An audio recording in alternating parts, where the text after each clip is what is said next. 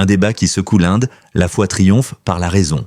Il y a quelques jours à peine, au cœur de New Delhi, des centaines de personnes se sont réunies pour assister à un débat historique intitulé « Dieu existe-t-il ?» D'un côté, Javed Akhtar, poète et écrivain indien renommé, athée convaincu. De l'autre, Shamael al-Nadwi, jeune prédicateur musulman, figure montante du dialogue interreligieux. Le défi était immense. La logique seule peut-elle défendre la foi ? La religion peut-elle subsister sans l'héritage culturel, en s'appuyant uniquement sur l'argument rationnel ? La surprise fut totale. Le Mufti al-Nadwi n'a eu besoin ni d'émotions excessives, ni de cris, ni de menaces. Il a présenté des arguments rationnels et posés, liés à la nature humaine et à la logique. L'existence ne peut s'expliquer à partir du néant. L'ordre dans l'univers ne peut exister par hasard. La morale n'a aucun sens sans référence divine. L'être humain ne trouve la sérénité qu'en répondant à la question « Pourquoi suis-je ici ?» Face à lui, Javed Akhtar est apparu troublé devant une question simple que répétait al-Nadwi. S'il n'y a pas de créateur, d'où viens-tu ?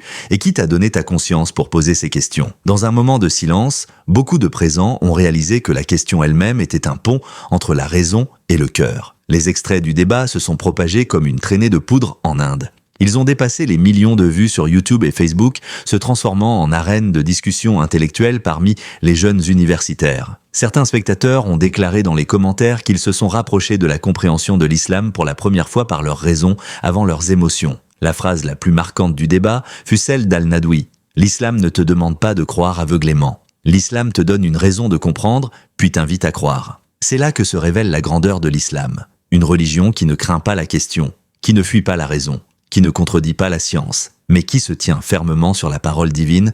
Nous leur montrerons nos signes dans l'univers et en eux-mêmes, jusqu'à ce qu'il leur devienne évident que c'est la vérité. L'islam est la seule religion qui commence par la nature humaine et se termine par la certitude. Il n'a pas besoin d'un miracle à chaque discussion, il lui suffit que tu ouvres ton cœur pour réaliser que la certitude était en toi depuis toujours. Louange à Dieu pour le bienfait de l'islam. Louange à Dieu pour une religion que les questions renforcent dans la certitude. Et louange à Dieu que la parole de vérité se fasse encore entendre, même au cœur de New Delhi. Louange à Dieu pour le bienfait de l'islam.